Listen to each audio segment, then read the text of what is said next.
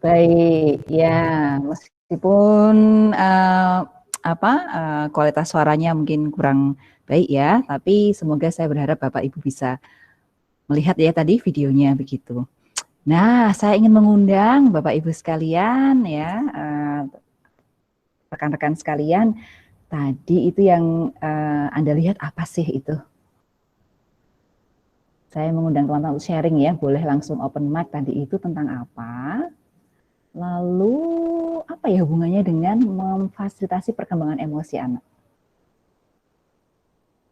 Silahkan. Ini yang punya, oh ya baik. Pengendalian diri anak, boleh open mic ya, biar lebih bisa elaboratif begitu. Tes kesabaran. Silakan Bapak Ibu. Iya. Menjawab langsung dengan suara, boleh open mic. Iya, saya sangat berharap ini. Ya, iya betul, betul, iya. Lebih nyaman kalau mendengar suara langsung ya.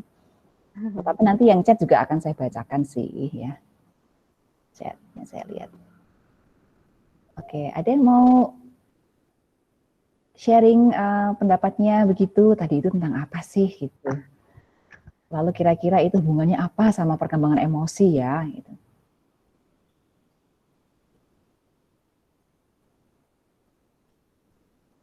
Ada yang bilang itu pengendalian diri anak.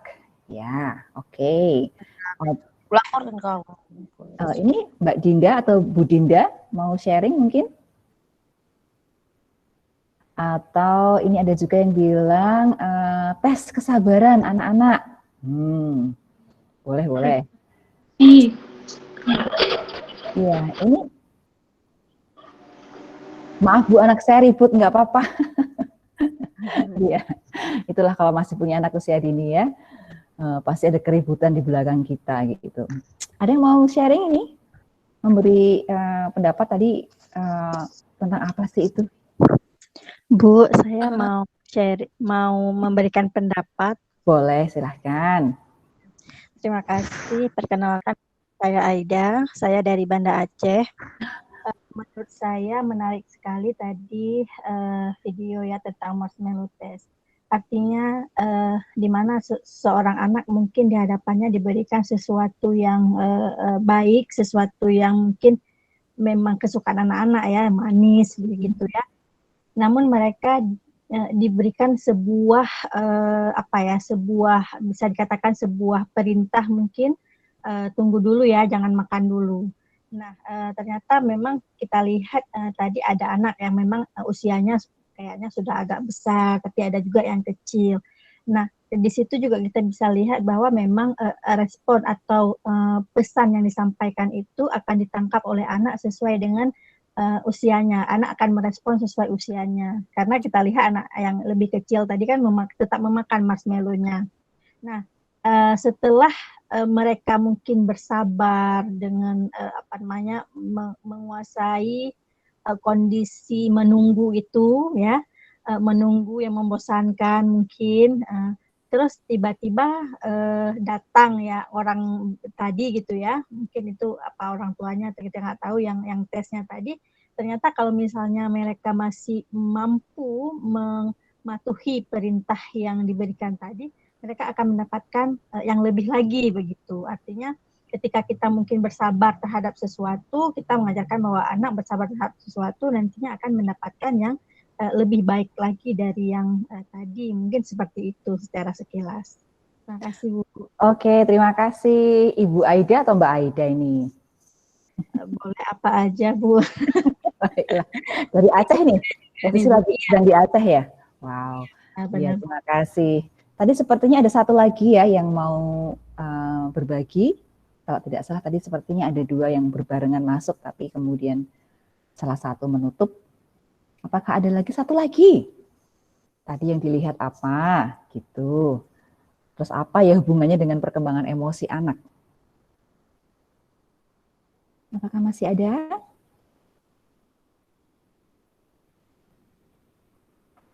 Ya, sambil menunggu saya koreksi sedikit ya Mbak Aida atau Ibu Aida. sebenarnya anak-anak tadi itu tidak diperintah untuk menunggu, tidak ya, tapi mereka diberi pilihan begitu. Jadi si orang dewasa ini atau si peneliti ya, jadi ini kan konteksnya adalah penelitian.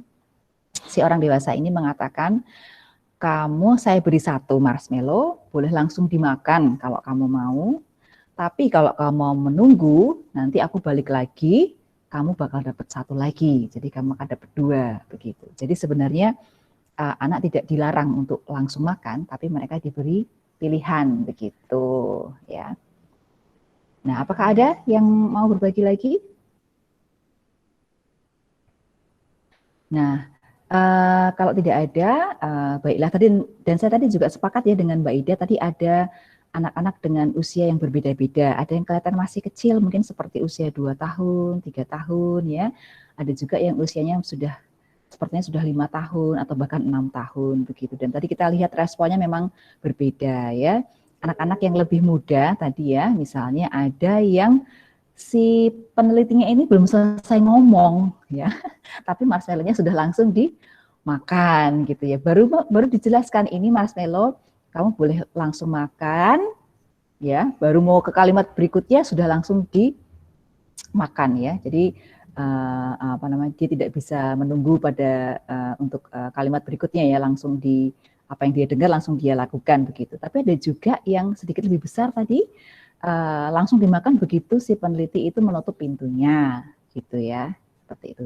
Ada juga anak-anak yang lebih besar yang berhasil ya sampai si peneliti ini kembali dan kemudian mendapatkan 1 ekstra marshmallow. Nah, oh ini ada yang mengatakan tes kemauan mendengar dan pengendalian. Ya betul ya. Jadi betul ini ada yang mengatakan pengendalian diri anak, kesabaran, mendengar, betul sekali. Semuanya benar ya. Semua itu merupakan keterampilan emosi ya, mengendalikan diri, mendengar dan juga kesabaran. Nah, tes ini sebenarnya sudah tua sekali, Bapak Ibu dan rekan-rekan sekalian.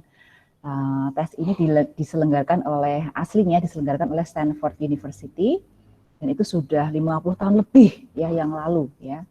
Ini sudah tua sekali, tetapi ini legendaris sekali, ini fenomenal sekali eksperimennya dan sampai sekarang masih dilakukan oleh para ahli psikologi, bahkan juga oleh orang tua yang ingin ngetes anaknya sendiri. Bapak Ibu mungkin di rumah nanti setelah ini boleh ngetes anaknya ya.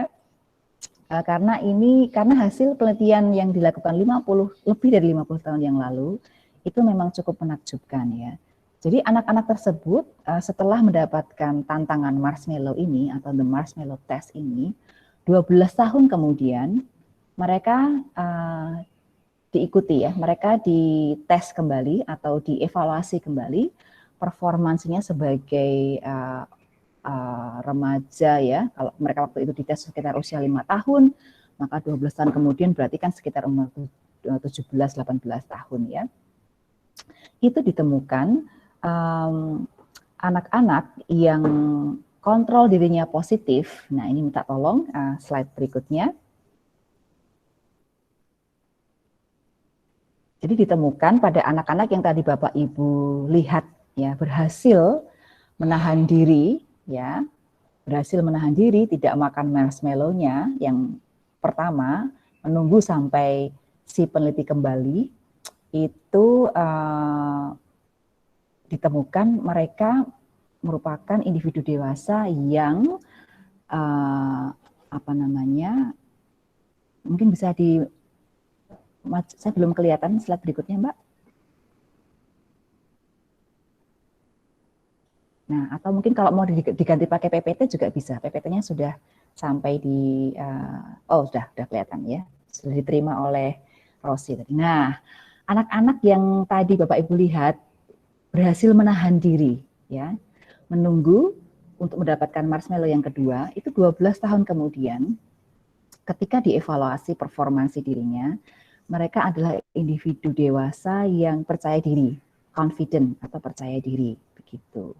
Ya, selain percaya diri, mereka juga individu dewasa yang self-reliant atau yang mampu mengandalkan dirinya sendiri, ya, yang percaya diri, begitu ya.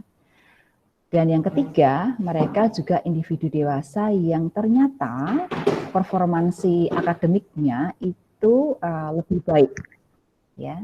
Mereka berhasil mencapai prestasi akademik yang lebih baik dibanding anak-anak yang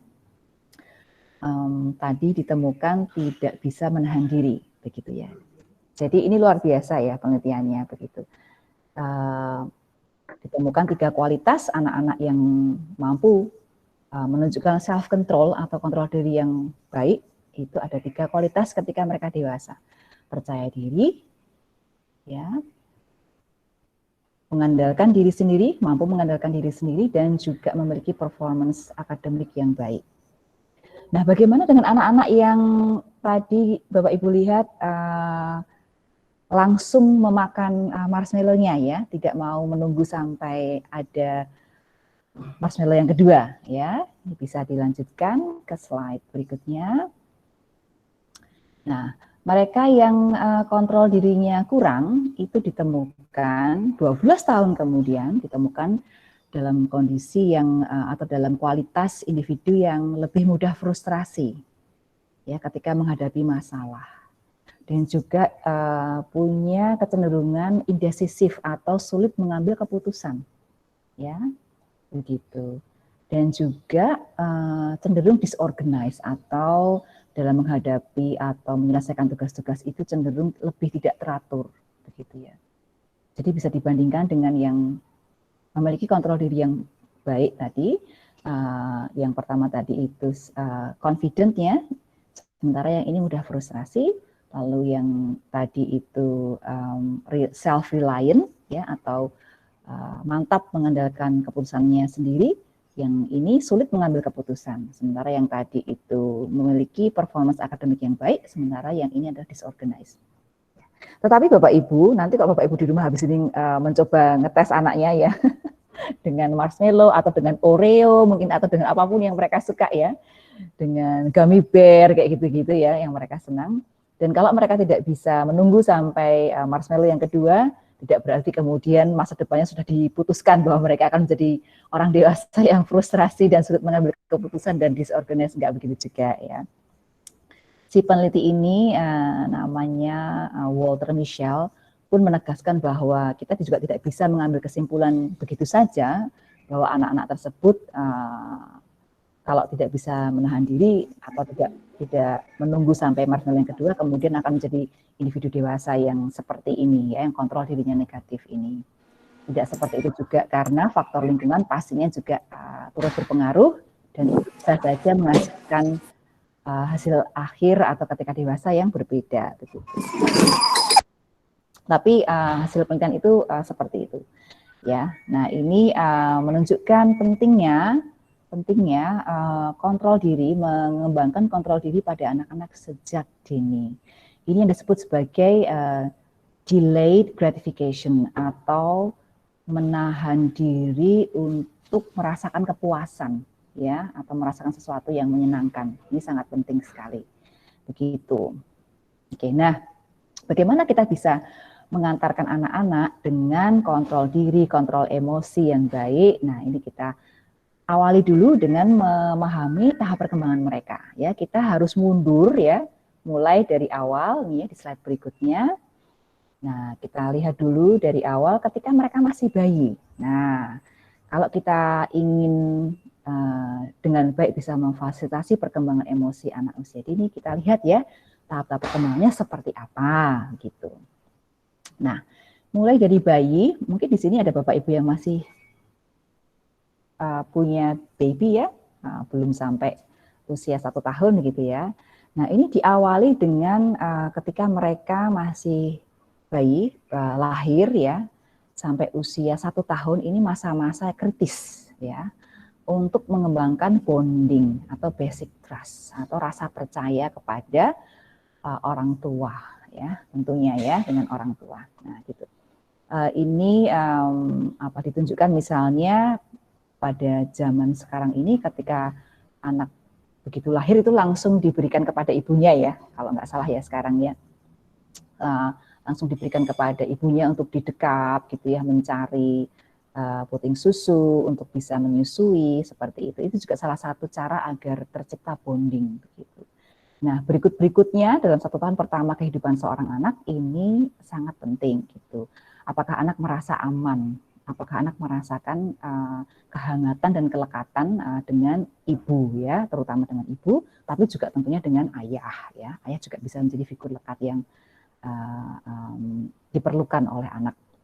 Begitu. Nah, ini dipenuhi dengan misalnya kalau anak lapar, mendapatkan susu, ya. Kalau anak menangis, disambut dan digendong seperti itu. Mungkin popoknya basah dan segala macam segera diganti seperti itu ya. Ini menciptakan bonding atau basic trust begitu. Kalau misalnya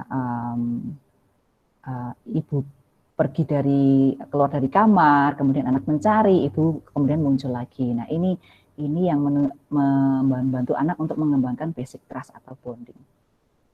Kemudian emosi ini juga akan terus berkembang ketika anak di masa 1 tahun pertama ya, lewat menangis ya, mengkomunikasikan apa yang dirasakan lewat menangis. Social smile itu ketika misalnya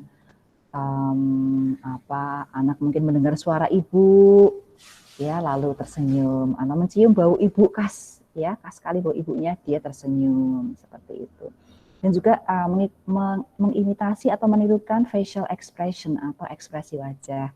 Ada orang dewasa tersenyum, dia juga ikut tersenyum seperti itu ya. Ini merupakan tahap perkembangan emosi begitu. Dan ini bisa diperhatikan sejak mereka masih bayi ya, apakah mereka mengembangkan trust ya, bonding yang baik dengan ibunya, social smile, bisa menirukan facial expression atau tidak, seperti itu.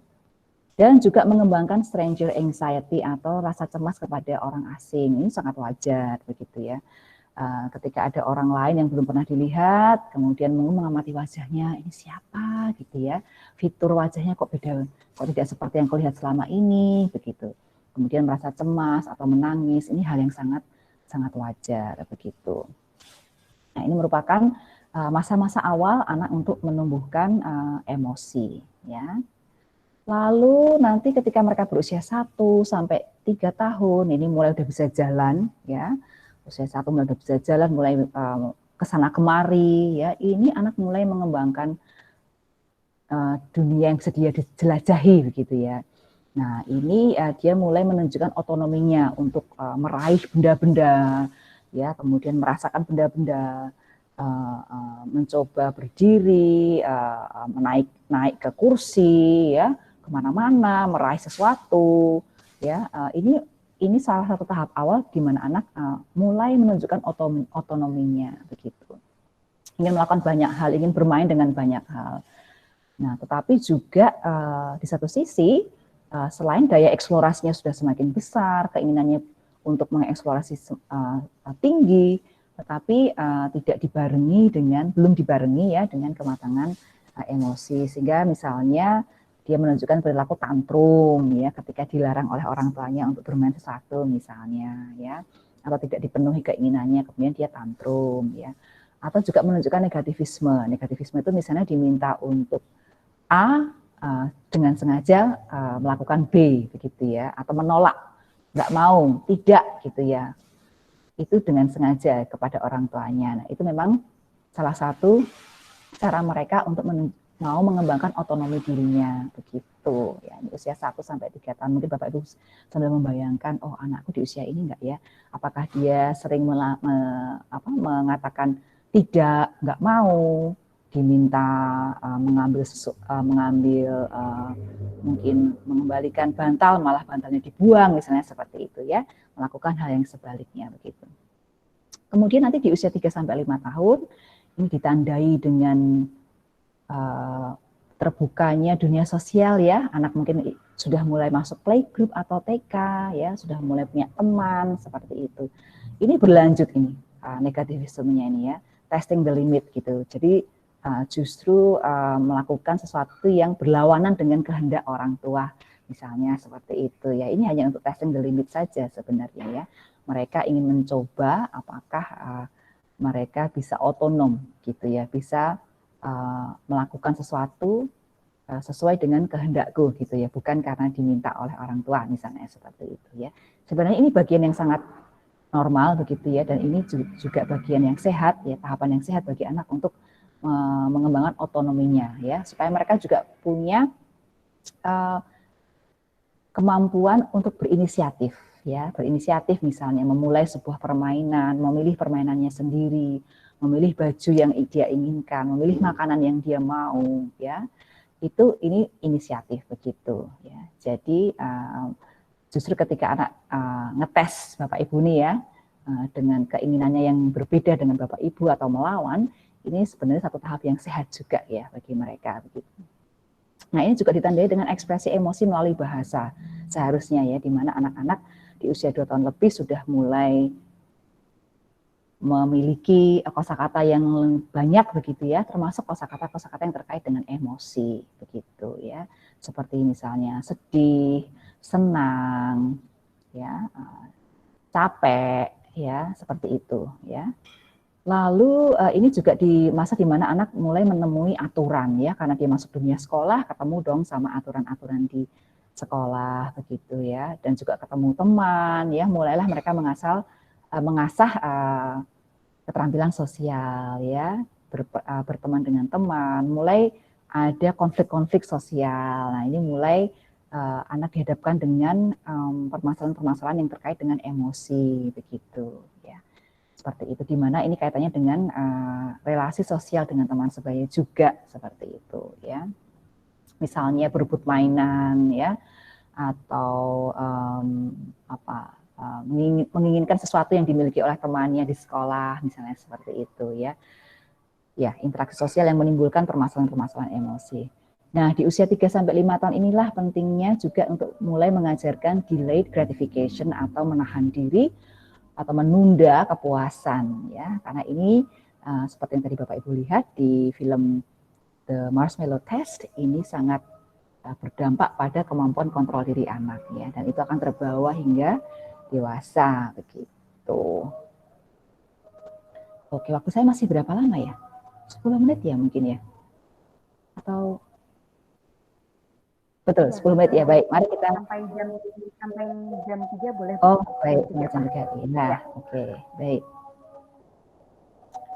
Nah, itu tadi ya tahap-tahap perkembangan anak usia 0 sampai 5 tahun begitu, yang pada akhirnya kita itu ingin supaya anak-anak kita punya regulasi emosi yang baik. Itu kan kata kuncinya ya Bapak Ibu ya. Mereka tumbuh menjadi anak-anak yang memiliki regulasi emosi yang baik begitu. Di sini ada beberapa poin yang bisa menunjukkan apakah anak punya keterampilan untuk meregulasi emosi dengan baik. Misalnya mengelola perhatian begitu ya. Mengelola perhatian, manage attention itu mengelola perhatian mereka. Lalu ada juga yang namanya situation selection, atau memilih situasi yang membuat dia itu bisa lebih mengelola emosinya misalnya ya. Bisa juga memodifikasi situasi begitu, atau situation modification. Kembali tadi kepada film yang tadi, Bapak Ibu moga-moga masih ingat ya. Tadi anak-anak ekspresinya seperti apa? Masih ingat nggak? Coba bisa open mic ya, atau bisa juga chat. Diingat-ingat tadi anak-anak yang berhasil menunda ya, mereka itu melakukan apa sih ya, sampai bisa menunggu sampai si peneliti itu datang dan mendapatkan marshmallow yang kedua. Apa yang mereka lakukan tadi? Boleh open mic, boleh juga chat. Gimana cara? Ya, gimana cara mereka menahan diri tadi itu?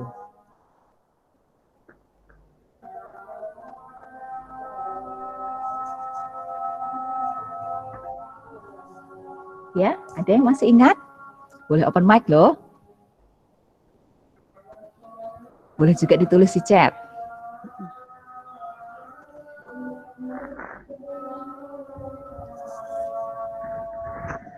Kelihatan frustrasi, ya. Tadi memang ada anak yang kelihatan frustrasi, ya. Ekspresi wajahnya ya. Menahan frustrasinya. Oke, beraktivitas lain dengan bermain tangan. Betul sekali. Tadi ada yang menyibukkan diri dengan bermain tangan, ya. Betul sekali. Ada yang mencium bau marshmallow-nya. Ya, betul. Menghibur diri ya dengan berusaha mencium ya. Kalau nggak boleh makan ya seenggak-enggaknya mencium baunya lah gitu. Ada lagi yang lain? Ya, ingat nggak tadi? Macam-macam tadi itu beda-beda dan sangat unik sekali semuanya. Ada yang berusaha mikir-mikir ya, berpikir dengan keras, menghabiskan waktu dengan berpikir ya. Tadi ada yang gini-gini, ya kan ada yang tik-tak gitu juga ada tadi seperti itu.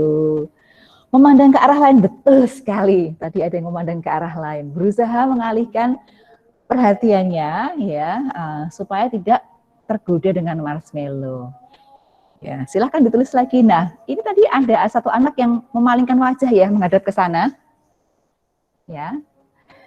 Ya, itu dia sedang melakukan situation selection ya. Dia sedang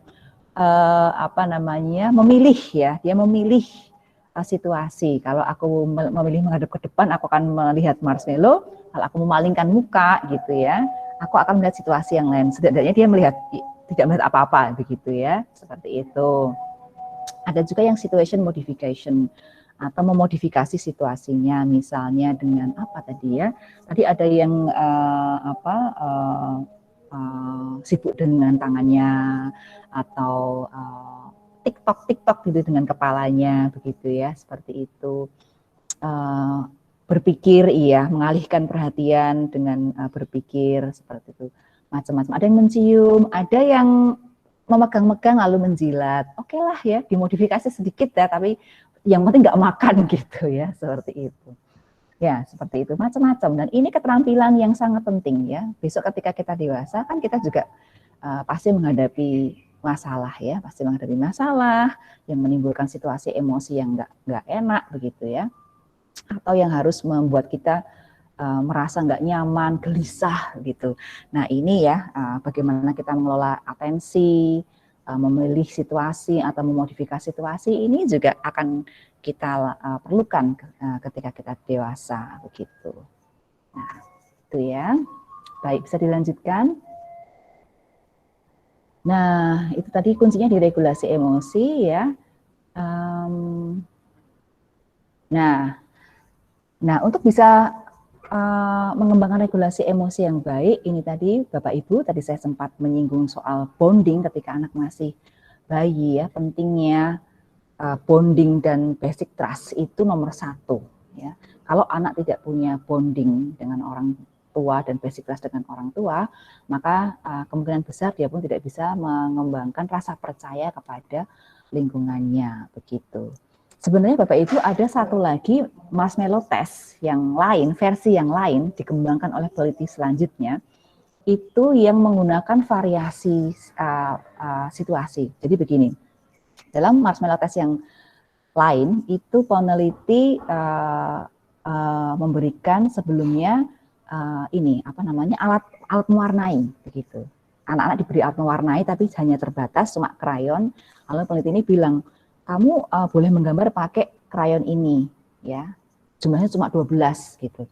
Kemudian tapi kalau kamu menunggu, nanti aku datang lagi dengan membawa seperangkat peralatan mewarnai yang banyak sekali gitu, yang lebih menyenangkan lah, ada spidol yang besar ya, ada pensil warna, ada highlighter, macam-macam ya begitu. Kalau kamu menunggu, nanti aku akan kembali dengan itu begitu. Nah setelah anak menunggu, jadi ini ada 2 kelompok Bapak Ibu. Anak yang di kelompok A, ini setelah menunggu, si peneliti ini benar-benar memberikan seperangkat krayon yang banyak sekali, seperangkat alat warna yang banyak sekali. Ya, seperti itu, kemudian baru dikeluarkan marshmallow-nya. Ini ada snack marshmallow, kalau kamu menunggu nanti aku akan memberikan kamu marshmallow yang kedua. Begitu. Sementara yang kelompok B Bapak Ibu, itu penelitian kembali, tetapi dengan sengaja mengatakan seperti ini, aduh maaf ya, alat mewarnainya nggak ada. Jadi kamu pakai saja yang hanya 12 ini. Begitu, jadi tidak reliable, tidak bisa diandalkan. Kemudian baru diberikan marshmallow dan dikatakan, ini ada 1 marshmallow, kalau kamu menunggu, nanti aku akan datang lagi dengan marshmallow yang kedua. Bapak Ibu bisa tebak kelompok yang mana yang berhasil menahan diri menunggu sampai peneliti datang lagi untuk yang kedua kalinya dan mendapatkan marshmallow yang kedua. Yang mana? Yang A tadi, yang penelitinya konsisten, ya mengatakan nanti akan datang dengan membawa seperangkat alat warna yang banyak, atau yang B, yang penelitinya dengan sengaja mengatakan nggak jadi, ya alat warnanya nggak ada, kamu pakai aja yang ini. Yang A, betul sekali Bu Aida, betul sekali Pak Kenso, ya.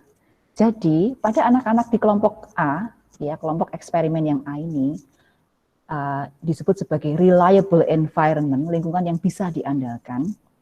Anak-anak ini belajar bahwa orang dewasa itu bisa diandalkan dan bahwa mereka menepati janjinya, menepati apa yang dikatakan. Sehingga ketika datang tantangan yang kedua dengan marshmallow, mereka menunggu sampai 12 menit. Ya. Sementara di kelompok yang B, yang tadi anak-anak sudah belajar, diberi janji kalau menunggu nanti akan datang alat warna yang lebih lengkap, dan ternyata tidak, anak-anak ini tidak bisa menunggu. Kalau menunggu, mereka maksimal hanya menunggu 3 menit dan kemudian memakan marshmallow yang kedua. Gitu, ya. Jadi ini apa? Penelitian seperti ini menunjukkan pada kita bahwa untuk menjadikan anak punya regulasi emosi yang positif, kita sebagai orang tua itu juga harus menyediakan lingkungan yang bisa diandalkan, ya, yang reliable, begitu. Karena kalau tidak seperti itu, anak-anak tidak akan mengembangkan trust atau rasa percaya. Nah, yang saya tunjukkan di slide ini, ya, itu dimulai dengan attachment tadi, ya, sejak mereka masih bayi, ya, mengembangkan bonding, mengembangkan attachment sejak bayi, begitu. Lewat ibu sebagai figur lekat utama, ya, dan tentunya juga ayah sebagai figur lekat juga, begitu ya, seperti itu. Kedekatan dengan ayah dan ibu ini sebagai sumber utama anak untuk mengembangkan rasa percaya pada lingkungannya, ya. Lalu berikutnya adalah ditentukan juga dengan pola asuh, ya. Pola asuh yang bisa memberikan lingkungan yang bisa diandalkan itu adalah pola asuh yang autoritatif, ya, atau yang demokratis, ya. Kita mengenal ya Bapak Ibu, ya, pola asuh yang otoriter, ya, atau otoritarian, ya. Itu yang biasanya orang tua pokoknya ingin membentuk anak sesuka hati orang tua. Ya, pokoknya aku pengen anakku jadi seperti ini, kita bentuk seperti ini, anak tidak bisa melawan perkataan orang tua, ya harus melakukan apa yang orang tua katakan, begitu, tidak ada komunikasi dua arah, ya, dan biasanya juga main dengan hukuman, begitu ya, sehingga anak benar-benar hanya mengikuti apa yang diperintahkan oleh orang tua. Ini biasanya akan menimbulkan lingkungan yang tidak aman dan tidak bisa diandalkan. Anak hanya akan tumbuh menjadi anak yang menurut, ya, dan tidak bisa punya otonomi atau kemandirian seperti itu, ya. Lingkungan akan dipersepsi oleh dia sebagai lingkungan yang mengancam terus-menerus karena dia belajar bahwa kalau tidak menurut maka dia akan mendapatkan hukuman, misalnya seperti itu. Nah, untuk yang otoritatif ini orang tua bersikap tegas, ya, bersikap tegas tapi juga memberikan kebebasan dan kemandirian, tapi juga memberikan batasan yang jelas apa yang boleh dan yang tidak boleh, begitu. Dan komunikasinya dua arah, jadi memberikan kesempatan pada anak untuk mau mengungkapkan pendapatnya, pilihannya, seperti itu, ya. Ini yang otoritatif. Ada satu lagi, ya, yang permisif atau membiarkan. Ini juga sama. Ini tidak menimbulkan lingkungan yang aman atau yang reliable karena anak akan merasa dia hanya mengandalkan dirinya sendiri, ya, tidak ada arah yang jelas, ya, tidak ada tuntunan. Sehingga mungkin akan banyak kesalahan dan trauma yang dia alami seperti itu karena tidak adanya tuntunan atau batasan yang jelas, begitu. Dan untuk menumbuhkan lingkungan yang reliable atau yang bisa diandalkan juga perlu konsistensi. Nah, ini juga penting sekali, ya, konsisten antara ayah, ibu, dan caregiver atau significant others atau orang-orang lain di rumah seperti itu, ya. Oke, slide berikutnya. Ini kalau misalnya ada yang mau mulai tanya boleh, ya, mungkin, ya, Mbak Renesa, ya, boleh bisa mulai di chat, ya, sekiranya misalnya memang ingin bertanya. Oke, baik. Boleh. Silakan. Kalau misalnya takut lupa atau gimana gitu, silahkan, ya, bisa dituliskan di chat. Nanti bisa kita lanjutkan di diskusi, dibahas di diskusi maksudnya. Nah, ini adalah, saya boleh sampai jam 3 ya tadi, ya, kalau nggak salah, ya. Iya, betul. Ya. Baik, ini adalah film Inside Out ya.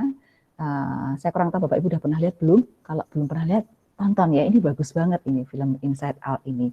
Karena ini mengajari pada kita bagaimana mengenali emosi, dan ini merupakan aspek yang sangat penting bagi anak untuk bisa mengembangkan regulasi emosi yang baik ya, yaitu dengan kenal dulu emosi. Nah, ini ada 5 emosi nih Bapak Ibu.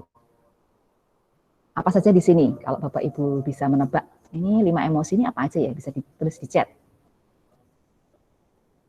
5 emosi dasar manusia. Silahkan.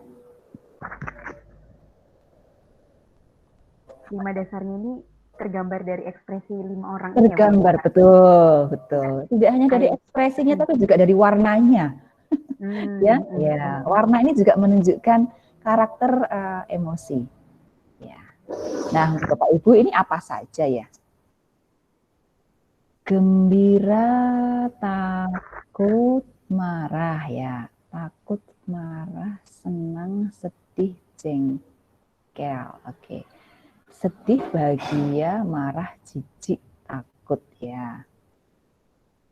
Ini ada kecewa, cuek, apatis. Ada juga yang curiga. Oke. Kaget, marah, bahagia, sedih, cuek ya. Ini dari Bu Sumaya. Oke, marah, sedih, joy, takut, jijik ya. Ya, ada sedih, marah, senang, takut, kecewa iya.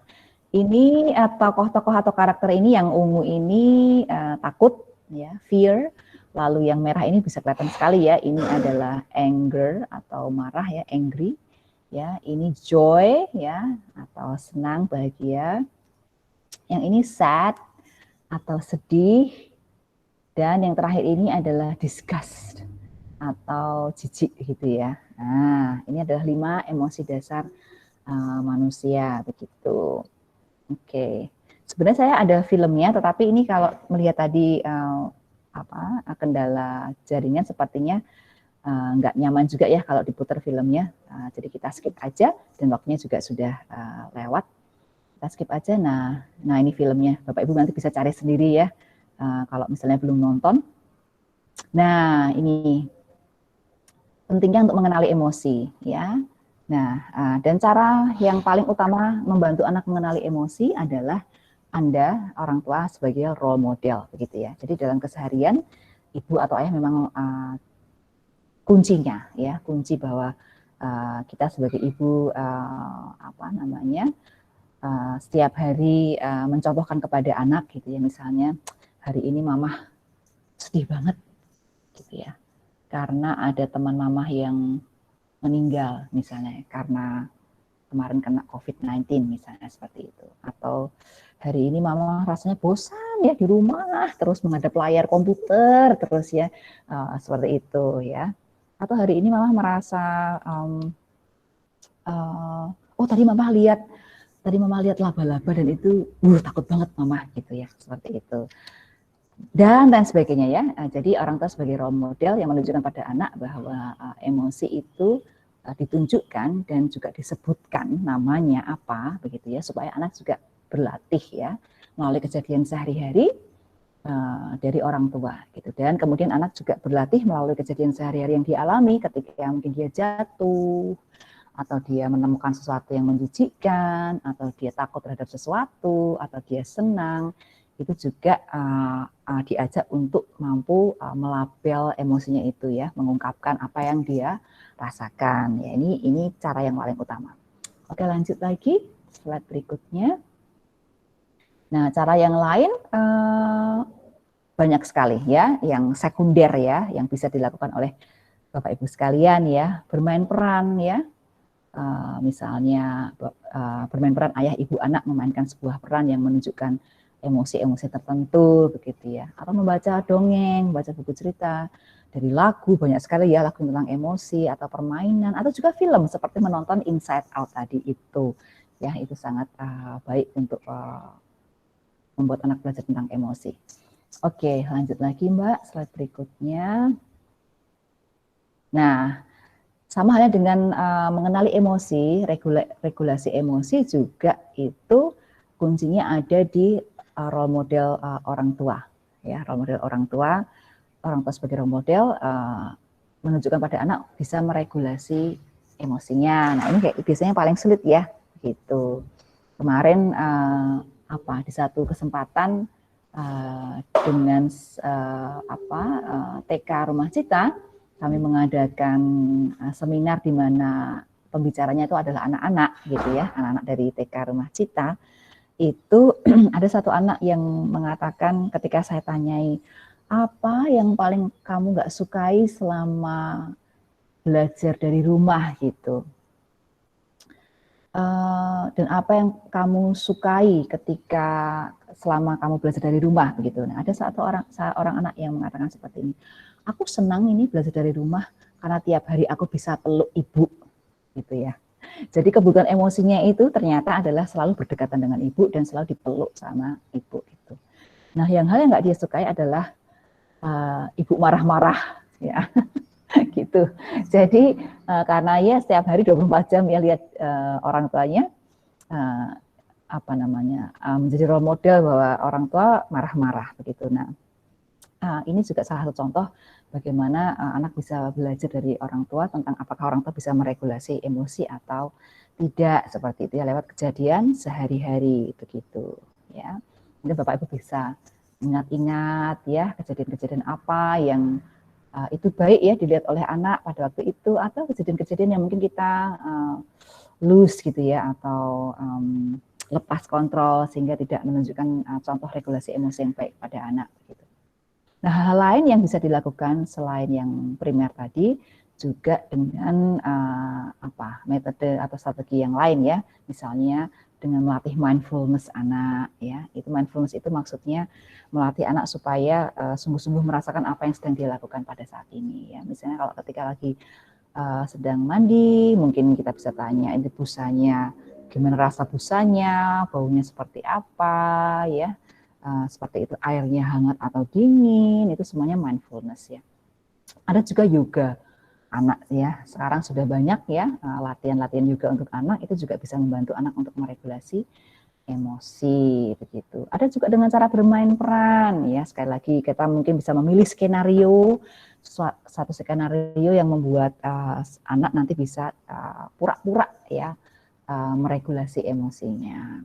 Bisa juga dengan binatang peliharaan ya, binatang peliharaan ini bisa sangat membantu anak untuk melatih regulasi emosi ya, dengan membelai mereka, merawat mereka ya. Ini sebagai satu outlet ya anak untuk melepaskan emosinya, yang merasakan kasih sayang seperti itu. Oke, saya sudah melewati 4 menit nih dari waktu yang diberikan ya. Saya undang Bapak Ibu semua nanti untuk ngobrol ya langsung lewat open microphone. Ini juga sudah ada beberapa yang menulis di chat. Oke, silahkan, saya kembalikan ke Mbak Renesa. Oke, terima kasih Bu Elga atas penyampaian materinya yang luar biasa. Dan ini sudah ada beberapa pertanyaan dan semuanya kita langsung jawab aja Bu satu-satu mungkin ya. Iya. Oke. Kalau untuk pertanyaan pertama dari Mbak Eka Pramana, bagaimana ya Bu cara membantu anak mengelola stres di masa pandemi? Ini pertanyaan bagus sekali ya. Apalagi ketika orang dewasa juga mengalami stres. Iya, saat ini kan memang situasinya stressful ya untuk semua pihak ya, tidak hanya anak-anak tapi juga orang tua, saya pikir juga mungkin merasakan hal ini ya. Tuntutan pekerjaan, tuntutan ekonomi dalam situasi yang kita nggak bisa kemana-mana, tentunya ini bisa sangat stressful ya untuk kita. Nah, bagaimana anak membantu mengelola stres di masa pandemi begitu.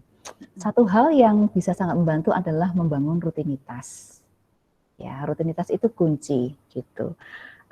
Seperti tadi ketika saya sampaikan soal bonding dan attachment, itu salah satu yang membuat bayi itu bisa bondingnya bagus, attachment-nya bagus dengan orang tua, itu adalah rutinitas, begitu ya. Rutinitas mulai dari makan, minum, ganti popok, mandi, ya itu tuh memberikan rasa aman. Ya, termasuk juga untuk anak-anak usia dini 0 sampai 5 tahun. Rutinitas itu memberi sensasi adanya keteraturan, ya, bisa diprediksi apa yang akan terjadi berikutnya, begitu seperti itu, sehingga itu memberikan pondasi rasa aman, ya, anak tahu gitu apa yang akan dia lakukan berikutnya, begitu. Lalu hal-hal yang lain, kalau itu untuk anak usia dini tentunya dengan memberikan kesempatan mereka bermain, ya, bermain itu kan kunci ya untuk anak usia dini ya, tidak hanya untuk belajar, tetapi juga untuk melepaskan perasaan yang dia alami apapun itu, ya, tidak hanya masalah stres tapi juga mungkin takut, cemas, seperti itu dengan cara bermain. Bermain di dalam rumah, di luar rumah, ya mungkin tidak bisa berinteraksi dengan temannya, tetapi setidaknya di dalam atau di luar rumah, biarkan dia memilih apa yang dia mau ketika bermain, begitu ya. Tidak harus juga bermain, bisa juga menggambar, ya. Ada satu anak yang tadi saya ceritakan di TK Remaja Cipta itu, setiap hari dia menggambar, setiap hari menghasilkan gambar-gambar. Itu adalah outlet bagi dia ketika terkungkung di dalam rumah terus-menerus, ya. Nah, ini untuk satu anak dengan anak yang lainnya kan beda-beda, ya. Ada yang dengan menggambar, ada satu anak yang bernyanyi, ya, bernyanyi, begitu. Bahkan direkam, gitu ya, oleh orang tuanya dan kemudian dibuatkan YouTube channel. Saking seringnya bernyanyi setiap hari, gitu. Karena memang saat ini kan kondisinya kita di rumah terus ya. Tidak ada kegiatan lain yang kita lakukan, sehingga kita punya banyak waktu untuk mengeksplor mengeksplor kesukaan anak seperti itu ya. Itu menggambar, bernyanyi. Yang lainnya ada yang main game ya. Tentu saja ini dialami oleh semua anak di segala usia ya, main game gitu. Menurut saya main game itu enggak apa-apa ya, asalkan memang porsinya itu masih seimbang dengan porsi-porsi kegiatan yang lain. Bagaimanapun juga itu juga salah satu outlet anak untuk mengeluarkan kebosanan ya, dan kejenuhan seperti itu, boleh saja gitu. Jadi penyaluran stresnya ini bisa dengan cara yang beragam, tergantung dari karakter atau kesukaan si anak begitu. Dan hal lain yang itu juga bisa menjadi outlet itu seperti misalnya ngobrol dengan orang tua ya. Cerita-cerita dengan orang tua membacakan buku, membacakan dongeng. Ya, ngobrol itu outlet yang sangat baik ya untuk anak mengeluarkan stres. Kita juga jadi tahu toh apa yang sedang dia pikirkan dan rasakan begitu. Ya, untuk sementara itu, mungkin nanti kita bisa kembali lagi ke situ ya, kalau sudah menjawab pertanyaan yang lain. Oke, ya. Betul. Kita lanjutkan. Pertanyaan selanjutnya, bagaimana cara mengkonfirmasi atau membenarkan label emosi yang diberikan anak atas suatu kejadian? Karena biasanya nih Bu, ketika anak jatuh, orang tua biasanya menyalahkan jalan atau kodok yang ada di bawah. Nah, gimana nih Bu? Iya, ini klasik banget ya, klasik banget loh ini sejak saya masih kecil sampai sekarang. Masih berjaya menyalahkan kodok atau yang lain. Nah, tentunya kita menghindari cara-cara itulah ya. Sudah jangan dipakai lagi gitu ya. Cara-cara menyalahkan pihak lain gitu ya atas kecelakaan yang dialami oleh anak misalnya ya. Kalau anak jatuh ya kita tunggu dulu ya, kita tunggu saja beberapa detik gitu ya, jangan langsung merespon gitu ya, kita tunggu anak reaksinya seperti apa ya begitu. Kalau misalnya dia menangis ya, itu tanda bahwa itu mungkin dia kaget atau sakit begitu ya, kita bisa tanya, oh apa sakit ya gitu. Kita bisa bertanya ya, sakit ya gitu. Bagian mana yang sakit gitu. Oh iya, mama tahu kamu sedih ya karena sakit, nangis boleh gitu ya. Nah seperti itu ya, sakit, sedih, nangis boleh, itu kalimat-kalimat yang kata-kata yang sederhana yang bisa kita ucapkan gitu ya, supaya anak aware gitu ya, bahwa dia sakit, dia merasa sedih dan dia boleh menangis untuk itu gitu. Atau misalnya kalau misalnya anak tidak menangis, kita bisa mengajak dia untuk semacam review lagi. Oh tadi itu kenapa ya? Kok jatuh ya? Gitu. Terus tadi kamu gimana? Nggak sakit? Sebenarnya sakit mah gitu. Oh iya, terus kok nggak nangis? Nah seperti itu ya. Oh, oke. Gitu. Nanti dia mungkin akan mengatakan, aku kan pinter mah gitu misalnya ya. Atau oh iya tadi kamu udah bisa udah bisa mengatasi sendiri masalahmu gitu ya, seperti itu. Itu kita bisa ya mengajak anak dengan kalimat-kalimat yang mungkin terkesan agak dewasa gitu, tetapi sebenarnya sangat bisa ya diterapkan pada anak sehingga dia juga sedikit-sedikit meningkatkan kemampuan berpikirnya dan menambah kosakatanya gitu ya, sehingga semakin canggih, semakin advance gitu cara berpikir dan juga penggunaan kosakatanya yang itu dicontohkan dari kita seperti itu. Sebentar tadi mana ya? Sambil saya baca lagi pertanyaannya. Iya. Gitu. Kalau benar atau salahnya apa yang dirasakan anak itu nggak bisa benar, nggak bisa salah ya. Gitu. Yang penting adalah kita acknowledge atau kita mengakui apa yang dirasakan oleh anak gitu ya. Mungkin anak merasa itu sakit, mungkin anak merasa itu sedih atau anak marah ya, jatuh bukannya nangis tapi malah marah-marah gitu ya. Nggak apa-apa ya, itu kita tidak bisa menyalahkan perasaan anak. Yang penting adalah kita mengenali ya, mengakui yang dia rasakan ya, sehingga anak merasa dihargai ya apa yang dia rasakan begitu. Itu ya. Kita lanjutkan di pertanyaan selanjutnya, Bu. Iya. Oke, ini ada dari Ibu Limawati Loisa. Selamat sore, Bu. Bagaimana caranya mengarahkan anak usia 1-3 tahun yang kesannya itu tidak taat, susah dibilangin, dan seolah-olah nggak mau ngedengerin orang tuanya bicara. Nah, itu gimana nih, Bu, cara mengarahkannya? Iya, mungkin kita bisa scroll up ya ke PDF-nya tadi. Minta tolong tadi kita balik sebentar, lihat tahap perkembangan anak ya, tahap perkembangan emosi anak ini kebetulan pas sekali nih contohnya ya, usia 2 tahun 11 bulan. Nah ini ya, nah ini memang ciri khas anak-anak usia 2 tahun sampai 3 tahun ya, Bu Lima ya, di mana mereka itu tadi ya, tidak menuruti orang tua, susah dibilangin, tidak mau mendengarkan ya. Itu memang ciri khas sekali di anak usia 2-3 tahun ini ya. Bahkan usia 1 juga ada yang sudah seperti itu ya. Karena ini tadi, ini tahap perkembangan psikososial ya. Ini kalau teman-teman mahasiswa ini mungkin pasti ingat lah ya, Erik Erikson ya, tahap perkembangan psikososial, di mana di usia ini mereka itu sedang mengembangkan yang namanya otonomi versus shame ya. Otonomi atau versus rasa malu begitu.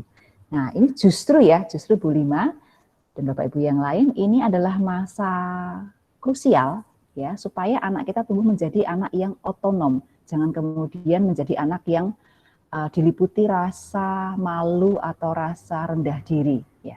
Jadi ketika anak menunjukkan tidak taat, susah dibilangin, seolah-olah nggak mau mendengarkan, ini memang tahapannya mereka memang sedang seperti itu. Ya, mereka eksplorasi fisiknya sedang berkembang ya, sudah bisa jalan ke sana kemari, menemukan segala macam sesuatu, mencoba ini itu ya, lalu bahasanya juga itu sedang banyak-banyaknya toh usia 2 tahun itu, sehingga juga sedang exercise atau melatih kemampuan bicaranya. Jadi munculnya keterampilan fisik berjalan ke sana kemari dan juga keterampilan motorik halus dan bahasa yang mulai banyak, ini kan kemudian membuat anak berusaha menjadi jiwa yang otonom gitu ya. Tetapi di sisi lain juga kemampuannya untuk mengendalikan diri juga masih sangat kurang gitu. Nah, sehingga perlu orang tua yang merespon dengan bijak ya. Misalnya ketika anak memang tidak taat dan susah dibilangin, ya didengarkan dulu ya, ini kenapa begitu. biarkan anak mencoba sejauh masih aman. Kecuali kalau itu tidak aman, tentunya kita bisa menggunakan cara yang otoriter ya, kalau itu berkaitan dengan safety ya, atau kesehatan itu memang kita harus. Tapi kalau itu tidak menimbulkan situasi yang mencelakakan dan segala macam, biarkan saja anak mencoba ya. Kita ikuti seperti itu, sehingga kita memberi kesempatan pada dia untuk tumbuh menjadi individu yang itu tadi ya, otonom. Tapi kalau sebaliknya kita selalu kita larang, kita salah-salahkan, bahkan mungkin misalnya kita permalukan gitu, tadi mama bilang apa, nggak percaya toh, dibilangin nggak percaya, misalnya seperti itu. Nah jatuh kan, gitu. Nah rusak kan, misalnya seperti itu ya. Nah yang lain seperti itu tuh sebenarnya membuat anak kemudian merasa dirinya salah, dipermalukan, begitu ya, dan itu tumbuh menjadi individu yang lebih besar ke arah situ dibanding ke arah otonomnya. Nah seperti itu. Jadi nggak apa-apa ini Mam Limawati, Loisa ya, memang waktunya seperti itu, nanti akan dilalui ya, dan akan anak sudah lebih matang ya, kemampuan untuk menahan dirinya, untuk otaknya sudah lebih matang dalam hal meregulasi emosi, nanti akan berkurang dengan sendirinya. Tuh. Oke. Iya. Jadi ditemanin ya Bu ya prosesnya ketika. Betul. Nah kuncinya cara nemenin ini ya, supaya nggak kemudian anak menjadi menumbuhkan karakter yang shameful tadi atau dipermalukan gitu ya, seperti itu. Pertanyaan menarik lainnya nih Bu. Oh, saya ya. memiliki dari Mbak Ivana. Saya memiliki 2 anak balita berumur 2 tahun dan 3 tahun. Yang pertama itu perempuan, yang kedua laki-laki. Nah, gimana caranya biar mereka ini bisa rukun Bu saat bermain? Karena pasti ramai banget. Seru banget. Seru banget ya, 2 tahun sama 3 tahun, laki-laki sama perempuan. Wow, iya. seru banget. Bagaimana agar mereka bisa rukun saat bermain? Ini pertanyaan yang lumayan tricky ya, karena dua-duanya sedang di tahap yang sama-sama ingin otonom. Ya, seperti itu. Bagaimana mereka bisa rukun ya? Menurut saya begini ya, karena setiap anak itu sangat unik.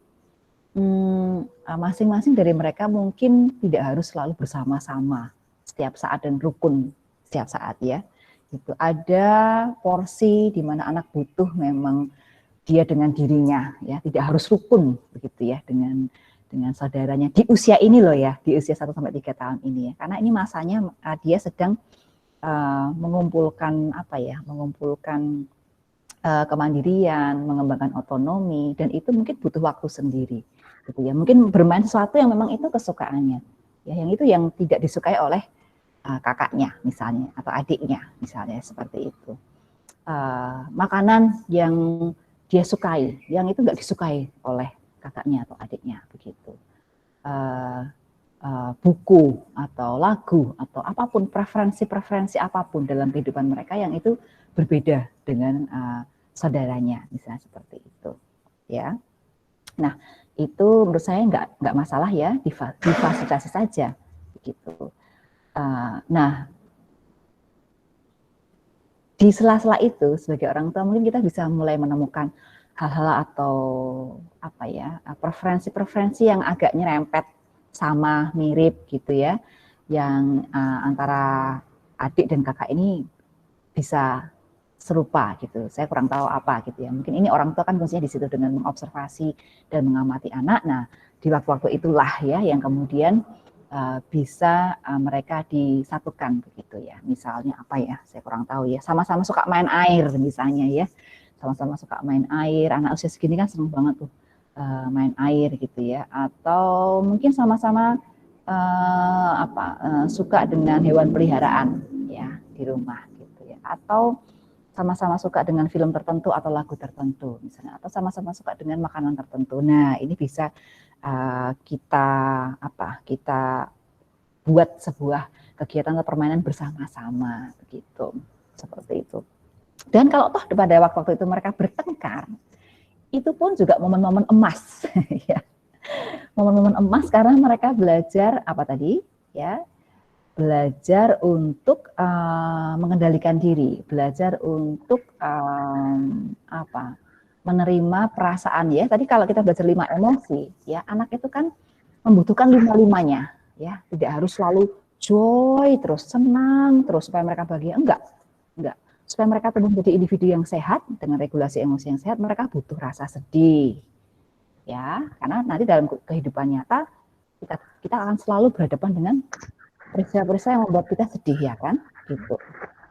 Jadi kalau mereka bertengkar dan kemudian salah satunya menjadi sedih, nggak apa-apa, ya. Itu merupakan pengalaman yang baik, ya, untuk merasakan emosi sedih. Kemudian takut, ya. Lalu apalagi tadi takut, ya, misalnya takut saja, ini juga penting kan, ya, penting untuk bisa mengelola rasa takut, ya.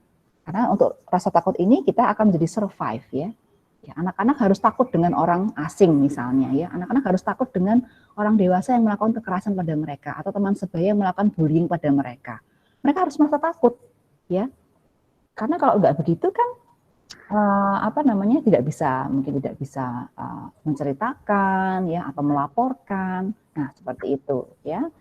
Dan perasaan-perasaan lainnya, ya, seperti jijik, itu juga mereka harus merasakan itu semua, ya, supaya mereka bisa survive di dunia ini. Rasa jijik itu menyelamatkan kita dari peristiwa-peristiwa seperti yang berbahaya, ya, misalnya keracunan makanan gitu kan, atau menghindari orang yang memperlakukan kita semaunya, seperti itu, ya. Itu membuat kita survive dari hidup ini gitu. Seperti itu. Jadi kalau mereka bertengkar, itu momen emas gitu ya, momen emas buat mereka untuk meregulasi emosi gitu. Apalagi nih? Ini kita lanjutkan dari Bu Cipta nih, Bu. Saya punya 3 anak, tadi 2, sekarang 3 nih, Bu.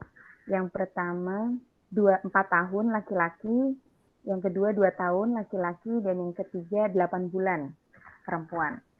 Nah, sementara suami istri sibuk bekerja, gimana cara yang tepat untuk anak tetap bisa bersosial dan mudah bergaul? Jangan cenderung pemalu, gitu, Bu. Dan satu lagi, gimana cara memberikan didikan kepada anak supaya bermental berani dan percaya diri? Ya. Wow, ini 3 bulan ya, 3 bulan, 3 orang anak ya, tantangannya besar sekali ya, 4, 2, dan masih bayi yang 1 ya, usia 8 bulan dan semuanya bekerja. Bagaimana cara yang tepat untuk membuat anak tetap bisa bersosialisasi dan mudah bergaul ya? Kalau masalah sosialisasi, itu kata kuncinya adalah pada kesempatan. Ya, kesempatan bersosialisasi, bertemu dengan banyak orang. Nah, tantangannya di masa pandemi seperti ini sulit ya untuk bersosialisasi ya. Mau kemana, ke sekolah juga sekolahnya tutup ya gitu. Sehingga apa yang bisa kita lakukan ya kemudian kan kita berusaha survive dengan situasi seperti ini ya. Kira-kira anak ini masih bisa bersosialisasi dengan siapa ya? Kalau di rumah ada siapa? Nah, itu kita maksimalkan ya. Mungkin dengan asisten rumah tangga ya, karena suami istri bekerja ya, atau kalau di rumah berarti ini praktek sosialisasinya justru dengan orang tua misalnya gitu ya, seperti itu. Lalu cara sosialisasi seperti apa lagi yang bisa kita lakukan? Oh, mungkin mau tidak mau ya daring gitu ya, say hi dengan temannya di ujung sana ya, melalui Zoom atau Gmeet ya, atau melalui WA seperti itu, video call misalnya seperti itu. Itu tetap kita upayakan ya, karena anak-anak tetap membutuhkan asupan-asupan itu. Gitu, mereka tetap butuh chit-chat dengan teman-temannya ya, gitu. Nggak sekedar daring pada waktu sekolah saja, yang biasanya itu dipenuhi dengan tugas-tugas. Beda sekali ya, daring hanya untuk ngobrol sama temannya. Nah, seperti itu. Jadi kita pikirkan ya, kita putar otak gimana caranya tetap bisa bersosialisasi di masa pandemi seperti ini. Nanti mungkin Mbak Renesa kalau ada ide bisa sharing juga ya, atau Bapak Ibu yang lain kalau ada ide bisa chat di sini gimana caranya anak-anak tetap bisa bersosialisasi di masa pandemi seperti ini, begitu ya. Telepon-teleponan dengan temannya itu penting banget gitu. Bersosialisasi. dan mudah bergaul begitu.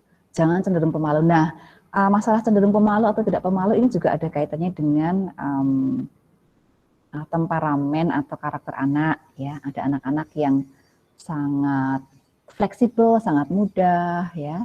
Ada anak-anak yang slow to warm up ya, atau butuh waktu untuk bisa merasa nyaman gitu ya. Harus berkali-kali baru kemudian merasa nyaman. Ada juga anak yang sulit sekali ya. Sulit sekali juga ada seperti itu. Jadi ini beda-beda begitu.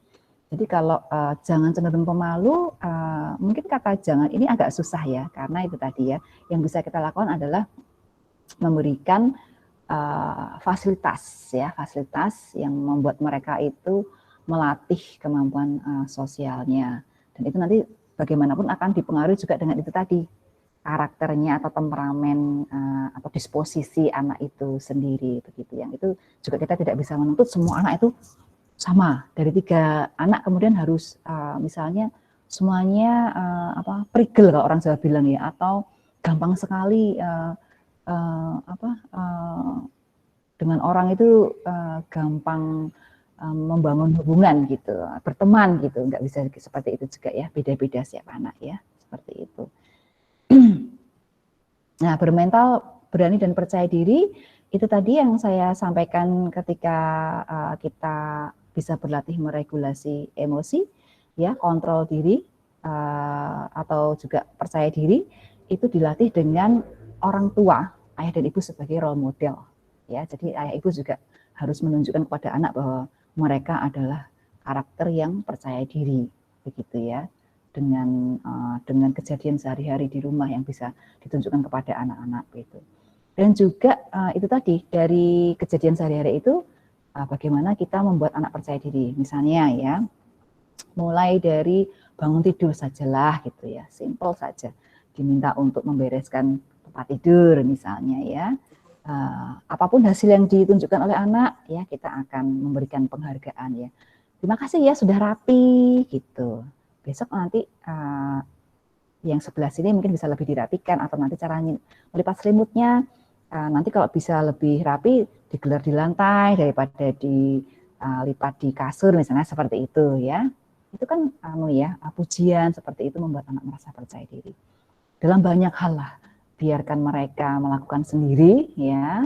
Kemudian kita apresiasi, itu kuncinya di situ ya, apresiasi atas apapun yang mereka lakukan. Dan membiarkan mereka untuk memilih sendiri ya, kegiatan atau apapun yang ingin mereka lakukan. Itu mungkin mulai dari memilih baju yang mau dipakai ya, mau makan, mau mengerjakan sesuatu ya, seperti itu.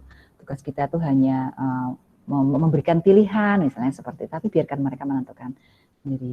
Hal-hal sepele-sepele itu dari hari ke hari itu membangun anak untuk percaya diri pada hal yang lebih besar ya, yang itu mungkin ditemui nanti kalau udah di dunia sekolah ya, dengan segala macam tugas-tugas sekolah, tampil di depan umum ya, itu dimulai dari hal yang sangat sederhana setiap hari gitu.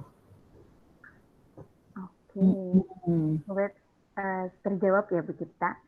Selanjutnya nih Bu, kita ada beberapa pertanyaan lagi dari Bu Flora. Saya mau bertanya Bu, gimana mengelola stres anak ketika disapi jika memvalidasi emosinya juga masih tidak berhasil? Oh ya, ini disapih dari ASI ya maksudnya ya, disapih mungkin bisa disapih apa ya? Disapih ASI atau disapih? Menyalakan mic untuk bertanya lebih jelas kepada Bu Elga secara langsung.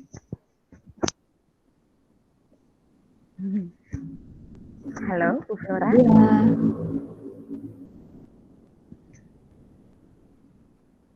Oke. Ini saya mengasumsikan mungkin disapih ini ya, dari menyusui dengan ibu gitu ya. Ya, mengelola stres. Jadi ketika disapih anak kemudian menunjukkan perilaku yang agak stres begitu ya.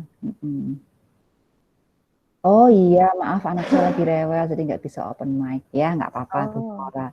Tapi semoga mungkin bisa diketikkan apakah benar ini masalah disapih ASI gitu? Mungkin bisa Iya diketikkan Bu, ya ketiganya. chat Oh di ya, atas. oh ya di atas ya, maaf saya nggak lihat. Iya iya iya iya. Nah ini masalah ASI ini juga setiap anak juga beda-beda sekali ya. Untuk waktunya begitu. Jadi mengingat-ingat anak saya sendiri nih.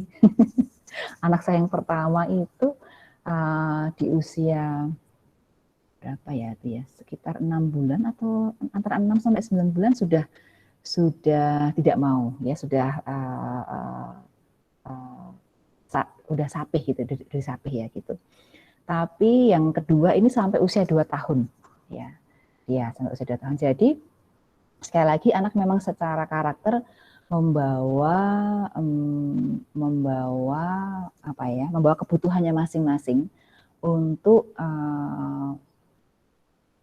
kapan merasa cukup ya dan merasa aman kalau ini sudah tidak lagi membutuhkan ASI misalnya seperti itu. Nah, ini anaknya usia berapa itu Bu Flora kalau bisa diceritakan ya? Mungkin kita bisa mengira-ngira begitu karena beda usia juga beda juga ya nanti cara penanganannya begitu.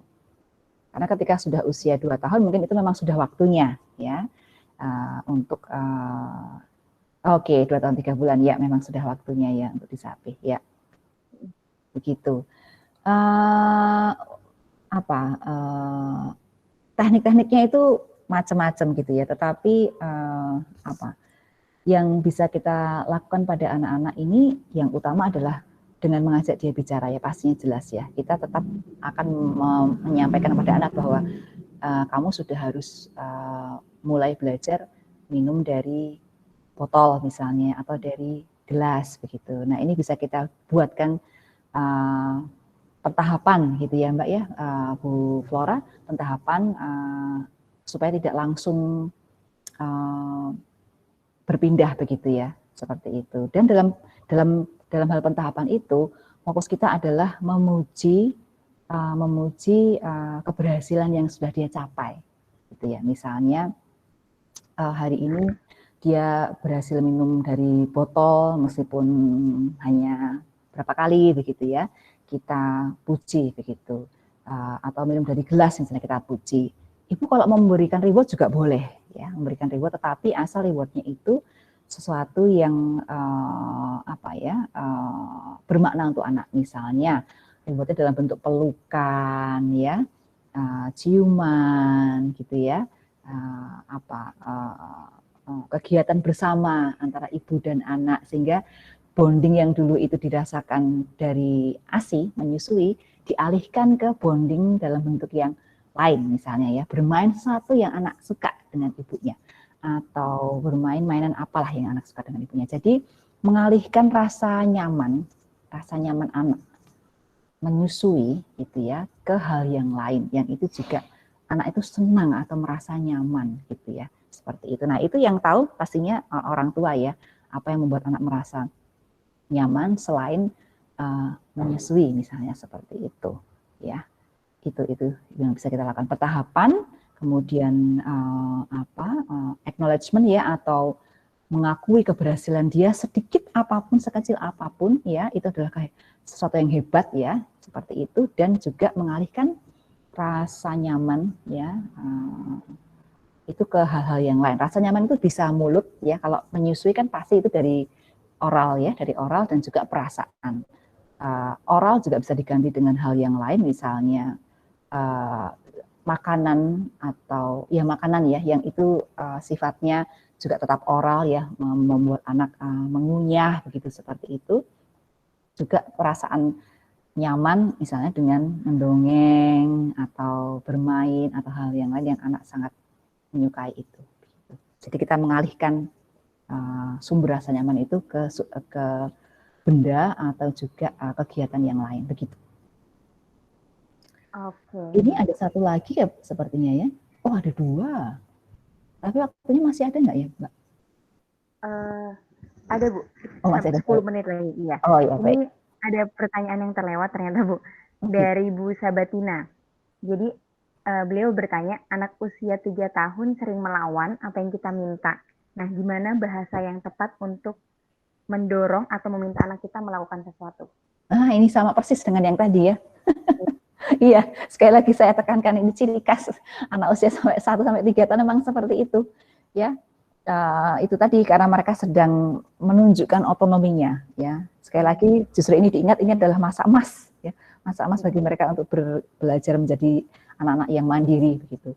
Dan testing the limit ini masih berlanjut nih di usia 3, 4 itu tuh mereka tuh ngetes orang tuanya, ya, dengan cara melawan apa yang kita minta begitu. Nah, tergantung nih orang tuanya, kalau orang tuanya keseret ya akan berakhir dengan bertengkar ya, atau memarahi anak atau mencela anak ya. Ini kalau orang tuanya keseret, tetapi kalau orang tuanya tahu oh ini memang sedang masanya, aku harus hati-hati meresponnya seperti apa gitu ya. Ini baru bisa menjadikan anak menjadi lebih matang ya perkembangan emosinya. Bagaimana bahasa yang tepat untuk mendorong anak untuk melakukan kadang-kadang bukan masalah bahasa yang tepat, tapi kalau menurut saya memberikan pilihan, ya, memberikan pilihan gitu. Jadi tidak mengarahkan, gitu ya, memberikan pilihan yang dua pilihan itu dua-duanya itu sebenarnya kita oke, gitu ya. Dua-duanya kita oke, gitu. Jadi bukan pilihan yang satunya nggak oke dan satunya oke sehingga kita nanti malah terjebak sendiri ya pertengkaran dengan anak kalau ternyata anak milih yang tidak oke begitu bagi kita, gitu. Jadi misalnya minta anak mandi nih ya, paling susah gitu misalnya minta anak mandi. Kamu mau mandi, misalnya gimana ya, kamu mau mandi jam 3 atau jam setengah 4 misalnya, itu dua-duanya kita masih toleran gitu loh, seperti itu ya. Nanti kalau anaknya melawan misalnya, enggak aku mau mandi jam 5 gitu, tapi nanti jam 5 kita mau melakukan yang lain ya, apa misalnya ya, yang itu menarik untuk anak seperti itu. Tapi di waktu-waktu yang lain sepertinya juga kita perlu ya memberikan anak kesempatan untuk dia yang menjadi pemimpinnya begitu loh, ya.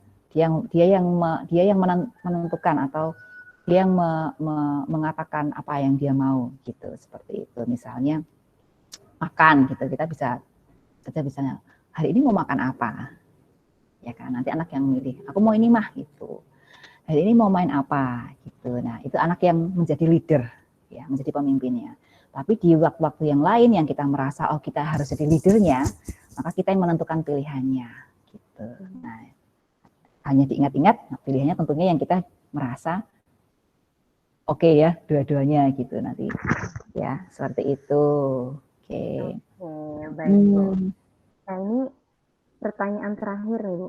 Oh, ada 2 pertanyaan terakhir. Ada 2, iya. Berarti kita tutup di 2 pertanyaan terakhir ini ya, Bu ya. Yang pertama, anak saya usia 2 tahun 9 bulan sering bicara dengan nada menekan. Dan biasanya saya pura-pura nangis, tapi dia meresponnya seperti membujuk. Jadi kadang nggak jadi menasehati atau menegur.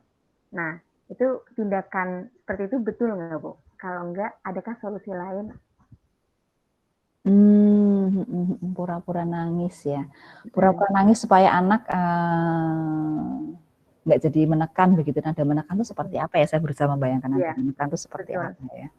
Kak, boleh Bu Sonta Marek? Iya, ini menarik nih. Boleh buka mic dan cerita. Cerita saja Bu, boleh silakan. Ini kayaknya seru nih masalah. Ada 2 pertanyaan juga soalnya nih Bu. Oh iya dengan ibu yang sama ya Bu Sonta Mari ya. Silakan Ibu, Bu Sonta. Kita ingin mendengar cerita Ibu nih. Iya, halo. Ya, halo. Ya Bu. Ini saya mau cerita anak saya ini usia 2 tahun 9 bulan. Kalau ngomong bicara itu kadang menekannya seperti ini. Ada kayak misalnya gini. Jangan loh, Mak. Nah, gitu. Atau di situ loh gitu kayak suka-suka ada penekanan-penekanan yang kayak sok mengatur gitu, Bu. Nah, itu dia yang saya sebagai orang tua ya. Ini kok anak masih kecil udah kayak gitu responnya gitu, Bu. Nadanya ya, Bu ya. Nadanya gitu ya. Kayak nada ngatur-ngatur gitu ya. Ngatur-ngatur gitu, Bu. Nah, jadi saya ini. Terus Ibu pura-pura nangis. Iya, saya kadang kalau dia pura-pura begitu, saya pura-pura nangis, Bu. Jadi dia responnya, maaf ya, Mak, gitu-gitu. dia mau membujuk, tapi akhirnya jadinya saya lupa dengan sikapnya itu, nggak jadi menegur gitu. Iya, iya, iya. Oke, ternyata ya, yang tadi awalnya saya pikir ada menekan itu seperti apa dengan mengancam, itu ternyata enggak ya. Bukan, Ternyata bukan. bukan ya, lebih kepada Penekanan intonasinya ya. intonasi, jadi Iya, kayak suka intonasinya. hatinya gitu. Iya, iya, iya. Baik, ya. Terima kasih Bu Sonta. Ya, ini sama ya. Ternyata hari ini banyak kasus yang mencerminkan anak usia 1 sampai 3 tahun di mana mereka ini ya menunjukkan otonominya, berusaha Iya, mengatur orang tua. Oke, persis ya, dan sekali lagi ini masa emas ini ya Bu Sonta, anak-anak memang akan melalui masa-masa itu ya. Jadi saya pikir nggak apa-apa diterima ya ketika anak bicara dengan intonasi seperti itu. Ini kemungkinan besar, ya. Tapi saya mungkin juga bisa salah. Anak-anak di usia seperti itu kan mereka sebenarnya belajar dari lingkungannya, Ibu. Ya, mereka tuh menyerap semua yang ada di lingkungannya begitu, termasuk kosakata dan juga intonasi begitu. Nah, bisa jadi ketika anak mengucapkan sesuatu, kata-kata, kosakatanya mereka, termasuk intonasi, mungkin itu juga diperoleh dia pelajari dari sekitarnya. Mungkin ada orang dewasa yang nada bicaranya juga seperti itu, ya. Nah, seperti itu. Karena anak usia 2 tahun memang belajarnya itu menyerap dari lingkungannya. Mereka seperti sponge, ya. Mereka serap semua yang mereka lihat dan mereka dengar gitu. Jadi ada sumber yang mereka pelajari gitu. Dan kalau seperti itu menurut saya nggak apa-apa ya, nggak apa-apa. Ini memang masanya mereka untuk sedikit memanipulasi orang tuanya, ya ngetes orang tuanya seperti itu, nggak apa-apa. Nah, kalau pura-pura nangis, nah ini Bu, kalau itu kejadiannya sungguhan, saya sih sarankan tidak pura-pura nangis ya, karena nanti anak akan sulit membedakan ya. Kalau kita seperti itu terus, anak akan membedakan emosi yang sedih itu yang seperti apa toh. Nanti lama-lama dia mungkin bingung antara ini nangisnya, nangis benar-benar sedih atau hanya pura-pura misalnya seperti itu. Ya jadi kecuali pura-pura itu memang ketika kita dan anak itu memang sedang bersepakat sedang mau main peran. Nah, itu boleh. Ya itu boleh gitu. Kita misalnya mau main peran apalah saya kurang tahu ya. Mungkin diambil dari sebuah cerita atau memang sedang main peran secara alamiah gitu ya. Silahkan kalau mau main peran gitu, pura-pura marah, pura-pura nangis, pura-pura mengatur seperti itu boleh, itu main peran. Jadi benar-benar pura-pura semuanya begitu ya. Tetapi ketika dalam konteks yang kejadian yang sebenarnya usahakan untuk tidak menggunakan pura-pura itu gitu ya. Kalau misalnya ibu ingin anak tidak dengan nada menekan begitu, ibu bisa tanya loh, kenapa kok adik tadi ngomongnya seperti itu, kenapa sih? Gitu. Nah, siapa tahu dia bisa menjelaskan. Ya, kita kan nggak tahu ya. Kadang-kadang kita akan menjumpai jawaban dari anak itu yang mengejutkan. Oh, ternyata dia bicara menekan itu karena suatu saat mungkin dia pernah mendengar itu dari siapa gitu ya. Oh, ternyata dia nyontoh itu dari itu rumah kayak di film misalnya kayak gitu. Bisa jadi ya. Atau bagi dia itu ya nggak masak ya memang gitu aku ngomongnya, aku pokoknya mau sukanya ngomong gitu. Nah misalnya seperti itu nggak ada masalah gitu. Ya nggak apa-apa Ibu. Ya. Oke, bisa ditanya berarti ya Bu ya, langsung ke anaknya. Bisa ditanya, dan itu tadi menghindari pura-pura ya, menghindari pura-pura kecuali kalau memang sedang bermain peran dengan anak ya. Gitu. Mungkin masih dalam satu pertanyaan yang sama dari Bu Sonta nih Bu. Kalau anak saya itu tidak mau berbagi dan cenderung garang, apalagi kalau ketemu orang baru itu agak susah bersosialisasi dan adaptasinya lama. Nah, ini bagaimana nih Bu? Ya. Nah, sekali lagi anak itu belajar dari lingkungan terdekatnya. Orang tua adalah role model. Jadi kalau kita ingin anak kita senang berbagi, kita contohkan pada anak bahwa kita senang berbagi, begitu ya. Misalnya ibu kalau punya sesuatu, mama punya roti mama punya apa namanya makanan, mama bagi ya, satu buat kamu, satu buat adik, satu buat papa, gitu. Seperti itu ya, hal yang sangat sederhana seperti itu. Atau misalnya pada kesempatan lain bisa berbagi dengan tetangga misalnya, ini mama mau kirim ke sana, ke apa namanya tetangga kita, atau ini mama mau kirim ke bude ini atau tante ini, ya ini kita berbagi kayak gitu ya. Bisa juga lewat buku cerita, dongeng itu banyak sekali ya, buku cerita yang mengajarkan anak untuk mau berbagi gitu ya, atau film ya, banyak sekali cara-cara yang bisa kita tunjukkan kepada anak tentang indahnya berbagi begitu, seperti itu. Nah, nanti kalau misalnya dia menunjukkan perilaku itu kepada orang lain, nggak harus dengan orang lain dulu, dengan kita dulu aja deh gitu. Misalnya dia punya sesuatu, tadi mama beliin, ya kita belikan dia sesuatu, misalnya kita belikan ayam goreng misalnya gitu ya, terus kita coba ya, boleh nggak mama minta sedikit gitu. Nanti kalau dia berbagi dong gitu, kalau dia misalnya mau, jangan lupa ya kita memberikan reward dalam bentuk pujian ya, terima kasih seperti itu, pelukan ya, bagus seperti itu, sehingga anak tahu itu perilaku yang diharapkan gitu ya, di lain waktu seperti itu. Kalau garang itu ya itu ada bagian temperamen sendiri gitu ya.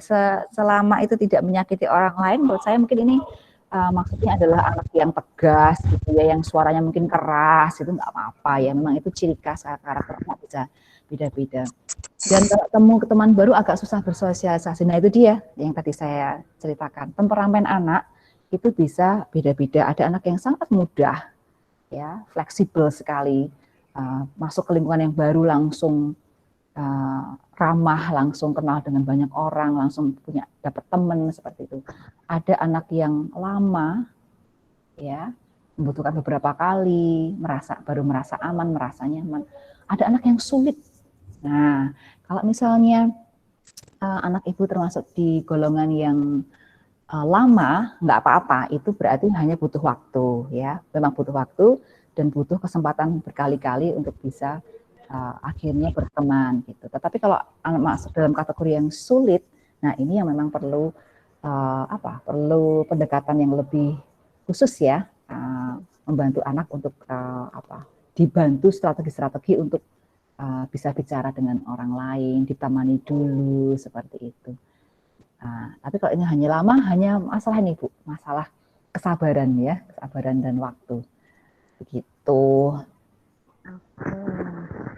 Oke, baik Bu. Sudah habis ini ya. Waktunya sudah habis, tapi ada 2 pertanyaan selanjutnya. Untuk 2 pertanyaan dari Oh ya, saya nggak scroll ke bawah, ternyata masih ada. dari Bu Alvina dan Rosmaya. Oh, diteruskan aja Bu. Nggak apa-apa ya, sedikit ya, cuma 2 ya, sayang. Ya, oke, nggak apa-apa Bu, silakan. Ini saya rangkum sebentar. Jadi kalau dari Bu Alvina ini, anaknya jadi sering makin nonton YouTube nih Bu. Nah itu gimana caranya untuk bisa meminta anak nggak nonton YouTube terus? Dan ada nggak Bu rekomendasi channel kalau kata Bu Alvina untuk anak-anak bisa dapat video yang bagus lah untuk umurnya dia sekarang? Ya, ini permasalahan semua orang tua ya. Betul Bu. Screen time ini permasalahan semua orang tua dalam masa pandemi ini. Anak saya usianya sekarang sudah 14 tahun, sama masalah screen time, YouTube dan juga game ya, seperti itu. Di segala usia lah ya, itu punya masalah begitu.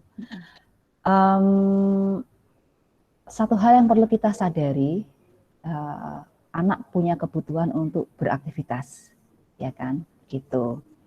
Dan ketika pilihan aktivitas itu tidak minim atau tidak ada, maka memang kemudian kalau opsi satu-satunya adalah YouTube, ya akan jadi sangat sulit begitu. Jadi tugas kita orang tua adalah menyediakan opsi-opsi yang lain, gitu ya, sehingga screen time itu tidak satu-satunya opsi, begitu ya. Kita tidak fair dan juga tidak bisa, gitu ya, apalagi terhadap anak yang masih kecil, begitu, untuk mengatakan tidak begitu ya untuk menonton YouTube gitu, sementara tidak ada opsi yang lain misalnya seperti itu, sehingga kita perlu sediakan ya kegiatan yang lain ya. Makanya dengan dengan memberikan rutinitas itu sangat membantu loh ya. Misalnya ibu bisa membuatkan jadwal itu ya, di mana di dalam jadwal si anak itu termasuk misalnya nonton YouTube itu jam berapa atau pada waktu sedang apa, dan itu kalau anak usia 2 tahun maka maksimal seingat saya ya hanya 2 jam, seingat saya ya, atau bahkan kurang dari 2 jam, coba dicek nanti ya. Jadi kalau jangan sampai melebihi dari itu misalnya seperti itu. Nah misalnya, tapi jangan lupa kita harus berikan opsi yang lain. Oh, main di jam ini boleh main ini, di jam ini nanti bisa menggambar, di jam yang ini nanti bisa bantu masak, ibu di jam ini bisa apa-apa. Sehingga anak sibuk. Ya. Ketika anak tidak sibuk, maka ya secara alamiah akan beralih ke screen time. Orang dewasa saja juga seperti itu kan. Ya, orang dewasa ketika sudah nggak ada pilihan kegiatan yang lain, kita pasti akan ke screen time, nonton TV, sosmed, ya. Diakui kita pun seperti itu. Anak-anak juga butuh seperti itu, gitu. Jadi bisa diatur dengan jadwal begitu. Kalau nambah frekuensi, asal nambah frekuensinya tidak terlalu banyak ya. Saya masih merasa itu hal yang bisa diterima begitu di masa pandemi seperti ini, asal kemudian tidak mendominasi. 2 jam, 3 jam, nanti dicek lagi ya berapa yang sehat untuk anak usia 2 tahun gitu. Semoga saya nggak salah merekomendasikan 2 jam tadi. Lalu rekomendasi channel YouTube, saya terus terang terakhir, karena anak saya udah besar-besar, jadi saya nggak ngikutin ini channel untuk anak usia 2 tahun. Tetapi ini ya, tapi di YouTube itu ada ini kan, parental, apa namanya, bisa diatur ya.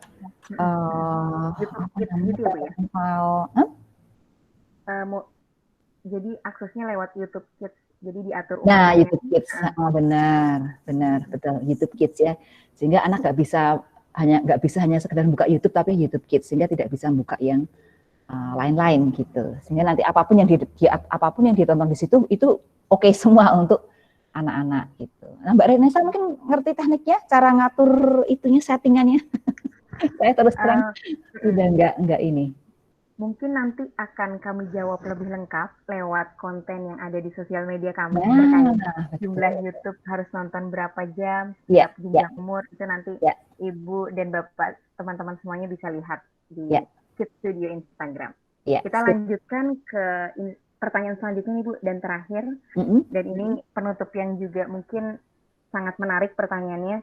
Kalau dari Bu Rosmayani, gimana nih Bu soal regulasi emosi dengan gender? Contohnya anak saya laki-laki dan tidak boleh cengeng karena dia biasanya langsung menangis tanpa berusaha lebih dahulu. Nah itu tepat nggak Bu? Ya, saya sangat menyarankan untuk memfasilitasi perkembangan emosi ini itu sama ya untuk anak laki-laki dan anak perempuan begitu. Sama-sama mereka membutuhkan regulasi emosi yang sehat begitu. Mereka sama-sama membutuhkan 5 emosi dasar ya supaya menjadi individu dengan well-being yang sehat gitu. Jadi termasuk sedih, termasuk boleh menangis gitu. Nah, di sini saya akan menggarisbawahi begitu ya. Menangis tanpa berusaha, nah itu yang mau kita perbaiki ya. Tidak peduli anak laki-laki atau anak perempuan gitu ya. Jadi kalau ada anak perempuan yang menangis tanpa berusaha pun kita tidak membiarkan itu begitu ya. Jadi bukan karena jenis kelaminnya tetapi karena kualitas emosinya atau kemampuan kontrol dirinya atau persistensinya atau kemauan untuk berusahanya yang mau kita kembangkan gitu ya, regardless ya, tidak peduli anak laki-laki atau anak perempuan begitu. Jadi ketika kita menasihati, hindari menggunakan kata-kata kamu kan laki-laki, kamu kan cowok kok gitu aja nangis, nggak usaha dulu. Nah itu kita hilangkan begitu ya. Sebaliknya kalau kita punya anak perempuan juga nggak apa-apa nangis ya, anak perempuan boleh nangis, nggak juga gitu ya. Jadi menangis kalau memang membutuhkan menangis, dan menangis kalau memang itu memang perlu menangis begitu ya, misalnya karena sakit, karena peristiwa yang menyedihkan begitu. Tetapi kalau menangis karena kesulitan tanpa berusaha, nah itu memang harus mau kita perbaiki. Nah, gimana caranya begitu ya? Kita apa ya? Kalau anak mengalami kesulitan, mungkin sesuatu yang mau dikerjakan anak itu kita beri sedikit bantuan, misalnya ya, kita beri sedikit bantuan. Misalnya apa ya? Misalnya mau pakai kaos kaki, misalnya kesulitan. Nah, kita kasih clue sedikit atau kita kasih bantuan sedikit supaya posisi kaos kakinya misalnya digulung sedikit sehingga menjadi lebih mudah memasukkan ke kaki, misalnya seperti itu ya. Atau ya hal yang lain ya, kita beri bantuan teknis supaya anak bisa berhasil dulu ya. Nanti setelah berhasil kita berikan reward dalam bentuk pujian, pelukan, elusan di kepala, hebat seperti itu. Terus kemudian ditingkatkan lagi, benar-benar dia bisa mengerjakan suatu mandiri misalnya. Mungkin ya tugas-tugas sehari-hari lah ya seperti itu. Nah, seperti itu. Jadi kita bisa menjadi scaffolding ya, menjadi tangga atau menjadi pijakan bagi anak begitu, baik secara teknis maupun secara emosional. Atau kita juga bisa memberikan clue secara verbal gitu ya. Itu biar kancingnya, bajunya bisa dikancingin, kamu pegangnya pakai tangan kiri, yang kancingnya yang satunya lagi tangan kanannya buka lubangnya. Nah, seperti itu ya. Jadi kita menjadi tangga atau pijakan bagi anak untuk mempermudah usahanya gitu ya, seperti itu. Gitu. Tetapi kita tunjukkan pada mereka bahwa ini pasti bisa begitu. Kalau dia menangis tanpa berusaha, letakkan dulu Bu tugasnya ya. Nggak usah ngomong apa-apa, sudah diletakkan, tunggu sampai dia selesai menangis. Oke, ini berhenti dulu. Kamu mau nangis dulu. Oke, selesaikan dulu nangisnya. Ya, ini nggak akan bisa kamu kerjakan kalau kamu kerjakan sambil nangis. Ya, kalau kita nangis kan emosi kita melampaui kemampuan kita merasio ya. Demikian pula pada anak-anak gitu. Sudah tenang. Oke, kalau sudah tenang, kita ulangi lagi ya. Gitu ya. Nah, tadi ya kerjaannya ya gitu. Tetapi kali ini nggak pakai nangis, misalnya seperti itu ya. Dibantu ibu di ininya atau di itunya, misalnya seperti itu. Jadi juga jangan dibiarkan dia mengerjakan tugas sambil nangis dan kemudian mendapatkan pengalaman bahwa itu tuh susah. Ya kenapa susah? Ya, karena sambil nangis misalnya seperti itu. Ya, dibantu ditata anaknya gitu. Oke, baik Bu. Ini satu pertanyaan terakhir dari Bu Rosmayani nih Bu. Lanjutan. Masih ada, oh ya baik. sebelum di akhir sesi, gimana nih Bu kalau anak terlebih dahulu biar makannya lahap, itu tepat nggak sih Bu? Nah, memberikan pujian itu tergantung ya. Kalau itu ada hubungannya dengan perilaku yang dia lakukan itu nggak apa-apa. Tapi kalau memberikan pujian tapi nggak ada hubungannya dengan perilaku atau tujuan, juga itu nggak ada manfaatnya sih ya. Malah justru anak menjadi belajar bahwa aku melakukan sesuatu untuk mendapatkan pujian begitu, bukan karena misalnya itu memang aku perlukan begitu ya. Tapi selama pujian itu ada hubungannya dengan apa yang dilakukan ya nggak ada masalah gitu. Misalnya masalah makan dengan lahap gitu ya. Kalau misalnya ini mungkin kasusnya mungkin anak yang susah makan mungkin ya, terus kita ingin dia makan dengan lahap, lalu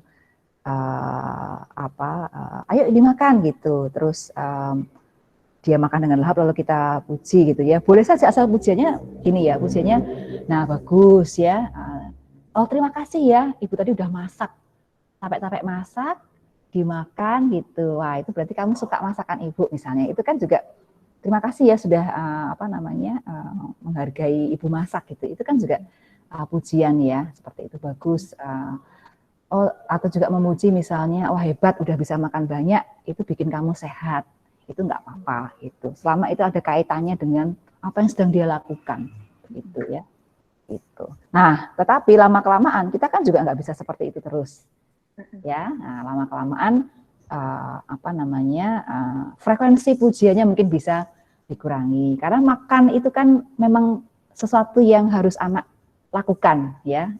Itu memang kebutuhannya dia tanpa harus dikendalikan oleh motivasi dari eksternal, gitu ya. Suatu saat anak harus punya motivasi dari internal bahwa dia memang harus makan cukup, harus makan yang sehat. Nah, itu yang memang kita bisa mengkondisikan dengan cara itu, ya. Frekuensi pujiannya juga lama-lama harus hilang, gitu ya. Terus kemudian juga kita lebih banyak ke diskusi bahwa makan itu penting buat dia sehat. Kita bisa ajak dia diskusi, coba lihat kalau orang sakit, ya seperti apa, enak nggak ya kalau sakit, kamu nanti kalau sakit nggak bisa main, nggak bisa ini itu, mama juga kalau sakit nggak bisa merawat kamu. Nah, seperti itu, lama-lama harus ke sana juga, gitu. Oke, baik Bu. Berarti sudah dijawab seluruh pertanyaan dari Bapak Ibu dan teman-teman semuanya. Alhamdulillah. Sangat membantu dan mencerahkan pastinya nih Bu. Semoga ya. Semoga. Nah, selanjutnya untuk Bapak dan Ibu teman-teman semuanya, boleh silakan menyalakan kamera. Wah, kita ini akan ada foto bersama. Tapi sambil menunggu biar pada nyalain kamera nih Bu, kita ingin menyerahkan sertifikat sebagai rasa terima kasih kita kepada Ibu. Kami akan menampilkan sertifikatnya terlebih dahulu. Wow, oke. Saya belum pernah dapat tampilan sertifikat sebagai pembicara. Ini karena versi ini ya Bu ya, versi Zoom, versi Google Meet online. Oh iya. Aduh, terima kasih. Terima kasih sekali. Oke, baik. Ini kami serahkan rasa terima kasih kita kepada Bu Elga karena sudah menjadi pembicara. Terima kasih banyak Ibu. Sama-sama. Ini boleh foto dulu dengan sertifikatnya juga ya teman-teman. Ini rasanya kayak kita foto bareng kan ya Bu ya. Kita foto ya Bu ya. Iya ya, betul juga ya. Ini ya menjadi kreatif ya. Kita foto bersama dengan sertifikatnya Bu. 1, 2, 3. Oke. Nah, sekarang kita oh, sekali lagi. Oke. Ya. Oke, baik. Sekali lagi, teman-teman semuanya silakan menyalakan kamera. 1, 2, 3. Oke. Apakah sudah selesai, Ara? Sebentar, untuk yang pesertanya masih belum semua. Tiwi bisa tolong stop share screen tidak? Oh iya. Tidak kelihatan ya karena ada share screen.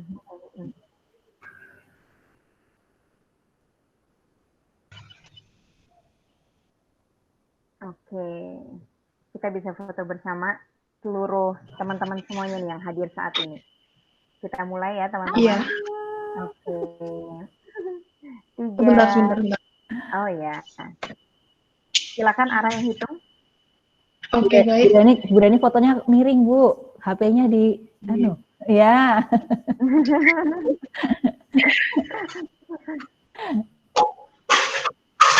Baik.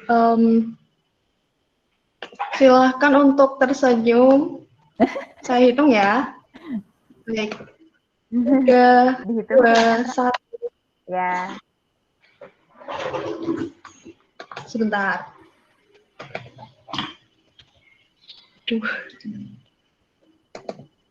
Udah semuanya. Oke, semuanya ya. Terima kasih banyak untuk Bu Elga. Sama-sama. Atas materinya yang luar biasa, tanya jawabnya. Sangat tercerahkan buat teman-teman semuanya. Ya, saya juga mau mengucapkan terima kasih untuk Bapak Ibu sekalian ya, yang tidak bisa saya sapa satu persatu. Enjoy your parenting time ya, with early childhood children. Itu sangat menyenangkan itu. Ya, dan masa yang paling tepat berlalu nanti ya.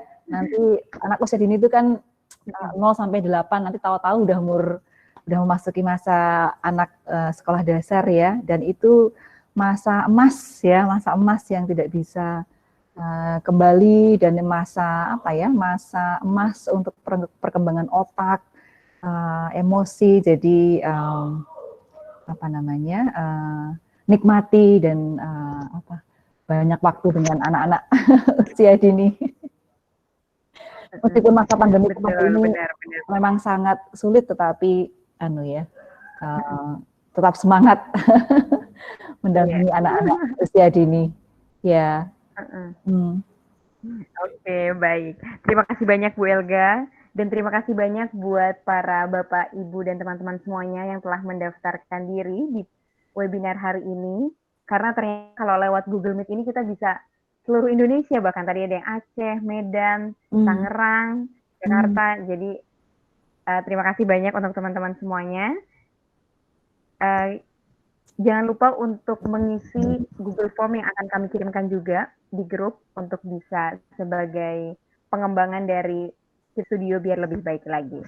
Oke, terima kasih banyak Bapak, Ibu, dan teman-teman semuanya. Sehat selalu dan semoga selalu bahagia untuk bisa mengurus anak-anaknya setiap hari. Terima kasih. Ya, terima kasih. Dadah, terima kasih juga Bu Elga. Sampai ketemu di webinar yang lain. Iya. Terima kasih Bu Elga. Terima kasih panitia dan Ibu. Sama-sama. Terima kasih Bu. Makasih panitia, makasih Bu Elga. See you. Terima kasih Bu. Terima kasih Kak Ren. Oke sayangnya kita matiin ya. Kenapa? Sudah selesai.